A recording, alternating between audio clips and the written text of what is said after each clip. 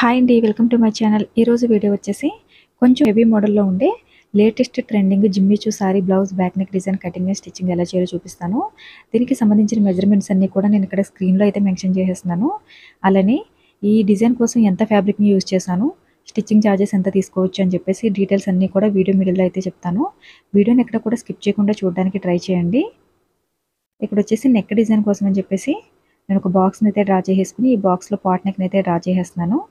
ఈ డిజైన్ చుట్టూ కూడా 1.5 ఇంచ్ వరకు మార్కింగ్ చేసుకోవాల్సి ఉంటుంది. ఇలా 1.5 ఇంచ్ వరకు మార్కింగ్ చేసేసుకుని ఇప్పుడు క్యాన్వాస్ పేపర్ని తీసుకుని దీనికోసం డబుల్ క్యాన్వాస్ పేపర్ని అయితే యూజ్ చేయాలన్నమాట. ఫస్ట్ అయితే స్టార్టింగ్ నెక్ కోసం అని చెప్పేసి క్యాన్వాస్ పేపర్ని తీసుకుని ఈ క్యాన్వాస్ పేపర్ని మనం ఆల్రెడీ డ్రా చేసి పెట్టుకున్న నెక్ డిజైన్ ఏదైతే ఉందో దాన్ని క్యాన్వాస్ పేపర్ మీద డ్రా చేసుకోవాల్సి ఉంటుంది. డిజైన్ అయితే కొంచెం హెవీగా ఉంటుంది. చాలా తక్కువ ఫ్యాబ్రిక్లో హెవీ మోడల్ బ్లౌజ్ డిజైన్ అనమాట ఇది. మనకి శారీలో వచ్చిన బ్లౌజ్ పీస్ 1 మీటర్ ఉంటుంది కదా, దానికి ఎక్స్ట్రాగా ఒక 1/4 మీటర్ కటింగ్ చేసుకుంటే సరిపోతుంది. 1/4 మీటర్ క్లాత్ ఎక్స్ట్రాగా కటింగ్ చేసుకుంటే ఈ డిజైన్ అయితే ఈజీగా స్టిచ్చింగ్ చేసుకోవచ్చు. ఇప్పుడు మనం ఆల్రెడీ డ్రా చేసి పెట్టుకున్న నెక్ డిజైన్ ఏదైతే ఉందో దాన్ని ఇవతల వైపుని కూడా ఫోల్డింగ్ చేసేసి ఈ విధంగా డ్రా చేసుకోవాల్సి ఉంటుందన్నమాట. అంటే 2 సైడ్స్ కూడా ఈ విధంగా డ్రా చేసుకోవాలి. అలానే ఇప్పుడు దీనికన్నా కొంచెం పెద్ద సైజులో ఉన్న క్యాన్వాస్ పేపర్ని తీసుకుని మనం సెకండ్ లైన్ ఏదైతే ఉందో డ్రా చేసుకున్న సెకండ్ లైన్ మీదే ఈ విధంగా 2 సైడ్స్ కూడా మార్కింగ్ చేసేసుకోవాలి. ఇలా డ్రా చేసుకున్న తర్వాత ఎక్స్ట్రా ఉన్న క్యాన్వాస్ పేపర్ని కటింగ్ చేసేసి దీనికి కూడా 2 సైడ్స్ కూడా మార్కింగ్ చేసేస్తున్నాను అనమాట. ఈ క్యాన్వాస్ పేపర్కి వచ్చేసి 1 సైడ్ షైనింగ్ ఉంటుంది కదా, షైనింగ్ ఉన్న వైపు లైనింగ్ క్లాత్కి ఐరన్ చేసుకోవాల్సి ఉంటుంది. ఇక్కడ వచ్చేసి నేను మెయిన్ ఫ్యాబ్రిక్ని అలానే లైనింగ్ క్లాత్ని స్టిచ్చింగ్ చేసేస్తున్నాను. ఇది మనకి ఫ్యాబ్రిక్ చాలా థిక్నెస్ చాలా తక్కువగా ఉంటుంది. థిక్నెస్ తక్కువగా ఉన్న వాళ్ళు బ్యాక్ నెక్ మొత్తం కూడా క్యాన్వాస్ పేపర్ని స్టిచ్చింగ్ చేసుకోవచ్చు. కానీ నేను ఇక్కడ మొత్తం కూడా క్యాన్వాస్ పేపర్ని స్టిచ్చింగ్ చేయట్లేదు. ఇలా కూడా మనం స్టిచ్చింగ్ చేసుకోవాలని చూపించడం కోసమే ఇక్కడైతే క్యాన్వాస్ పేపర్ని యూజ్ చేయకుండా బ్యాక్ నెక్ మొత్తం నార్మల్గానే స్టిచ్ చేసేస్తున్నాను. మనకి క్యాన్వాస్ పేపర్ లేకపోయినా నార్మల్గా కూడా స్టిచ్చింగ్ చేసుకోవచ్చు అనమాట. చాలామంది అడుగుతున్నారు బ్యాక్ నెక్ మొత్తం కూడా క్యాన్వాస్ పేపర్ని స్టిచ్చింగ్ చేసేస్తున్నారు కదా, క్యాన్వాస్ పేపర్ లేకపోతే ఈ డిజైన్ని స్టిచ్ చేసుకోలేమని అడుగుతున్నారు. క్యాన్వాస్ పేపర్కి డిజైన్కి సంబంధం ఉండదండి. కేవలం మనకి ఫినిషింగ్ నీట్గా రావడం కోసమే బ్యాక్ నెక్ మొత్తం కూడా క్యాన్వాస్ పేపర్ని యూజ్ చేస్తున్నాను నేను. ఇక్కడైతే నార్మల్గానే స్టిచ్చింగ్ చేసేస్తున్నాను. ఇలా కంప్లీట్గా బ్యాక్ పార్ట్ మొత్తం కూడా స్టిచ్చింగ్ చేసేసిన తర్వాత ఇప్పుడు ఎక్స్ట్రా ఉన్న మెయిన్ ఫ్యాబ్రిక్ ఏదైతే ఉందో దీన్ని కటింగ్ చేసేసుకోవాలి. ఇప్పుడు ఈ క్లాత్ని మిడిల్లోకి ఫోల్డింగ్ చేసేసి మిడిల్లో చిన్నగా ఇలా కట్ పెట్టేసుకోవాలన్నమాట. ఈ కటింగ్ చేసిన దగ్గర మనకి నెక్ స్టార్ట్ అవుతుంది, నెక్ డిజైను. ఇప్పుడు ఇక్కడైతే నేను క్యాన్వాస్ పేపర్ని ఐరన్ చేయలేదు, డైరెక్ట్గానే స్టిచ్చింగ్ చేసేస్తున్నాను. ఐరన్ చేయకుండా ఈ విధంగా కూడా స్టిచ్చింగ్ చేసుకోవచ్చు అనమాట. ఇలా కంప్లీట్గా నెక్ చుట్టూ స్టిచెస్ వేసేసిన తర్వాత మనం చివర కూడా ఒక 1/2 ఇంచ్ వెడల్పులో క్లాత్ లీవ్ చేసేసి ఈ క్లాత్ని ఫోల్డింగ్ చేసి స్టిచ్ చేసేయాలన్నమాట. ఈ డిజైన్ అయితే చాలా హెవీగా ఉంటుంది. మనకి ఫ్యాబ్రిక్ అయితే చాలా తక్కువగా యూజ్ చేస్తాం కానీ డిజైన్ మాత్రం హెవీగానే ఉంటుంది.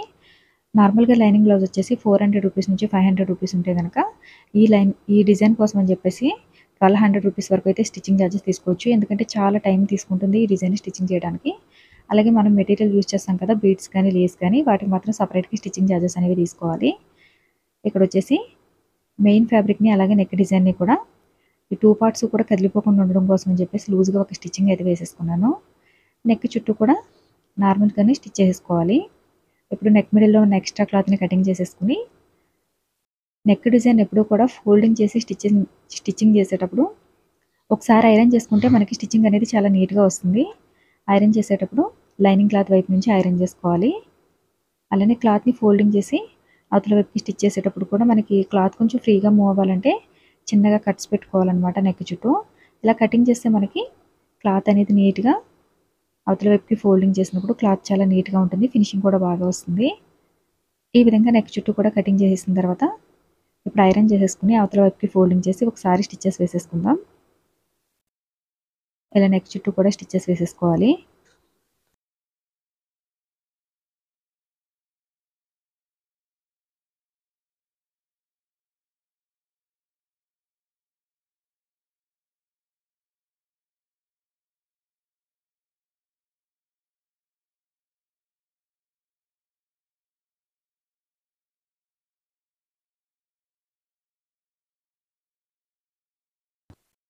ఈ విధంగా బ్యాక్ పార్ట్ మొత్తం స్టిచ్ చేసాం కదా, ఇప్పుడు వచ్చేసి డిజైన్ పార్ట్ కోసం అని చెప్పేసి 2 ఇంచెస్ విడ్త్ అలాగే 2 మీటర్స్ పొడవు ఉన్న క్లాత్ని స్ట్రైట్గా కటింగ్ చేసిన క్లాత్ అనమాట. ఇది క్రాస్గా కటింగ్ చేసిన క్లాత్ కాదు, స్ట్రైట్గా కటింగ్ చేసిన క్లాత్ని తీసుకుని ఈ విధంగా స్టిచ్ చేసేసుకోవాల్సి ఉంటుంది.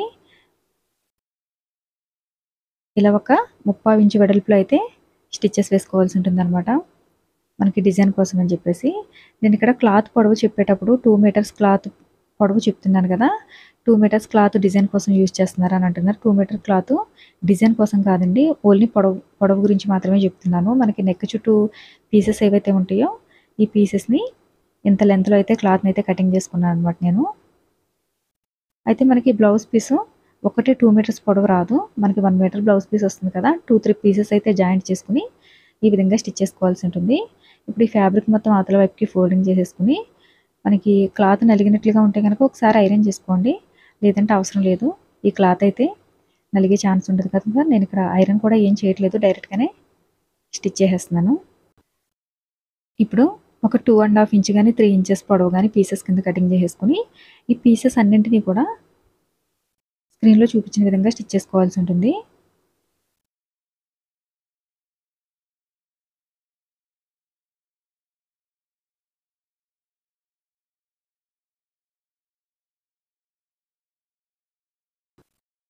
ఈ పీసెస్ ఎప్పుడు కూడా మిడిల్లోకి ఫోల్డింగ్ చేసి స్టిచ్ చేయకూడదు, ఎందుకంటే మనం మిడిల్లోకి ఫోల్డింగ్ చేస్తే మనకి ఇక్కడ వచ్చేసి మనం స్టిచ్ చేస్తాం కదా. స్టిచ్చింగ్ చేసినప్పుడు స్టిచ్చెస్ కోసం క్లాత్ కొంచెం ఇవతల వైపుకి ఎక్స్ట్రా ఉండాలి కనుక ఇక్కడ ఒక్కొక్క పీసు 3 ఇంచెస్ పొడవు ఉందనుకుంటే 1 ఇంచు మిడిల్లోకి, అంటే ఇవతల సైడ్ వచ్చేసి 2 ఇంచెస్ తీసుకోవాలి. స్టార్టింగ్ వచ్చేసి 1 ఇంచ్ వరకు తీసుకోవాలన్నమాట. ఆ విధంగా స్టిచ్చింగ్ చేసుకోవాల్సి ఉంటుంది. ఇలా నెక్ చుట్టూ కూడా 2 సైడ్స్ ఈ పీసెస్ని అయితే స్టిచ్ చేసేసుకోవాల్సి ఉంటుంది.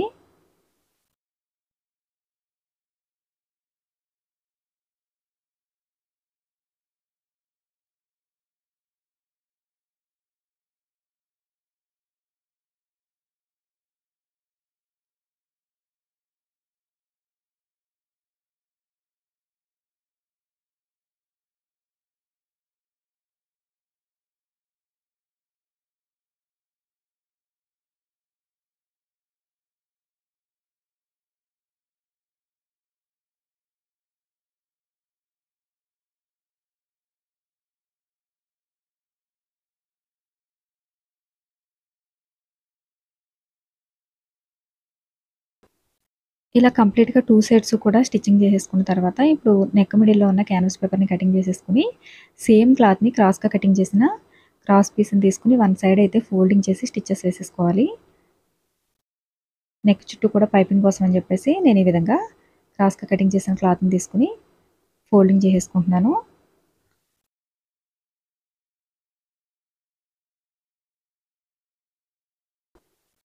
ఇప్పుడు ఈ పైపింగ్ని స్క్రీన్లో చూపించిన విధంగా వీలైనంత సన్నగా అయితే స్టిచ్చింగ్ చేసుకోవాలి. మనకి పైపింగ్ అనేది ఎంత సన్నగా ఉంటే స్టిచ్చింగ్ కూడా అంత నీట్గా ఉంటుంది. ఇలా ఎక్కడా కూడా వంకరగా పోకుండా జాగ్రత్తగా ఈక్వల్గా వచ్చేలాగా స్టిచ్చెస్ అనేవి చూసుకుని జాగ్రత్తగా స్టిచ్చింగ్ చేసుకోవాలి.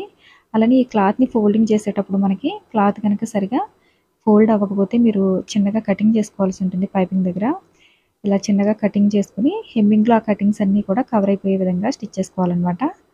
ఇలా నెక్ చుట్టూ కూడా వీలైనంత సన్నగా పైపింగ్ని అయితే స్టిచ్ చేసుకోవాల్సి ఉంటుంది.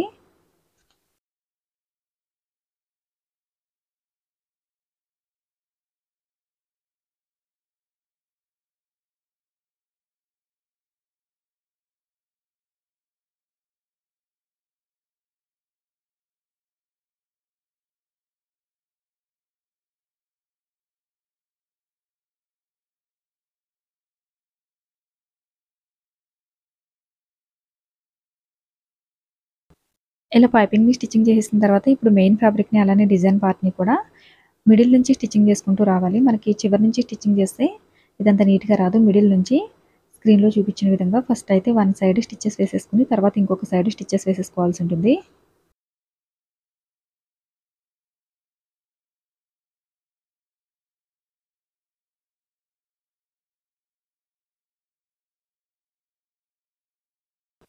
ఇలా డిజైన్ పార్ట్ని స్టిచ్ చేసేసిన తర్వాత ఒక 3 ఇంచెస్ కానీ 3.5 ఇంచెస్ కానీ పొడవులో డాట్స్ అయితే మనకి ఇక్కడ డిజైన్ ఉంది కదా, డిజైన్ మీద పడకుండా జాగ్రత్తగా డాట్స్ వేసేసుకోవాలన్నమాట. డాట్స్ వేసేసుకున్న తర్వాత ఒకవేళ మీరు లేస్ని కానీ లేదంటే పైపింగ్‌ని గాని చేయాలనుకుంటే పైపింగ్ చేసేసుకోవచ్చు.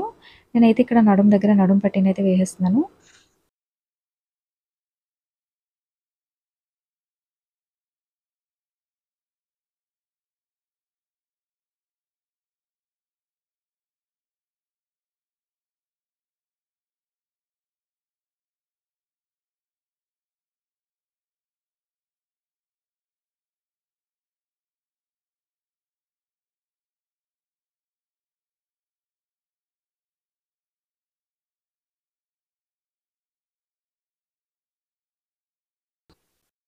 ఇలా నడుము పట్టీని స్టిచ్ చేసేసిన తర్వాత ఇప్పుడు నెక్ చుట్టూ కూడా డిజైన్ కోసం అని చెప్పేసి స్మాల్ సైజ్‌లో ఉన్న డోరీ థ్రెడ్‌ని డబుల్ లేయర్‌లో తీసుకున్నాను. ఈ డబుల్ లేయర్‌లో తీసుకున్న డోరీ థ్రెడ్‌ని స్క్రీన్‌లో చూపించిన విధంగా రౌండ్‌గా స్టిచ్ చేసుకుంటూ రావాలి.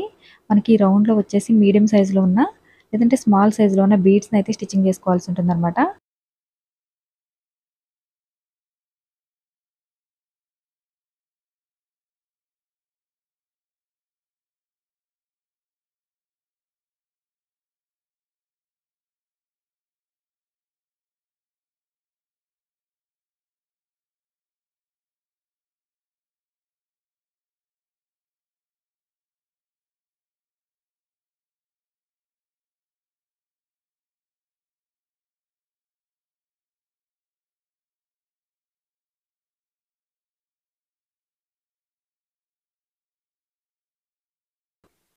ఇలా నెక్ చుట్టూ కూడా కంప్లీట్‌గా డిజైన్ అయితే స్టిచ్ చేసిన తర్వాత ఇప్పుడు ఫ్లవర్ కోసం అని చెప్పేసి క్లాత్‌నైతే 2 ఇంచెస్ విడ్త్ అలానే 5 ఇంచెస్ లెంత్ ఉన్న క్లాత్‌ని తీసుకొని స్క్రీన్‌లో చూపిస్తున్న విధంగా హాఫ్ ఇంచ్ మార్జిన్‌లో అయితే స్టిచెస్ వేసేసుకోవాలి. మీకు ఇంకొంచెం ఫ్లవర్ సైజ్ అనేది పెద్దగా ఉండాలనుకుంటే గనుక ఇక్కడ నేను 5 ఇంచెస్ తీసుకున్నాను కదా! ఫ్లవర్ ఇక్కడ క్లాత్ లెంత్ వచ్చేసి మీరు ఒక 6 గాని 7 ఇంచెస్ లెంత్ గాని తీసుకుంటే మీకు ఇంకా ఫ్లవర్ అనేది ఇంకొంచెం పెద్దగా వస్తుంది. నేనైతే స్మాల్ సైజ్‌లో ఉన్న ఫ్లవర్‌ని స్టిచ్చింగ్ చేసేస్తున్నాను.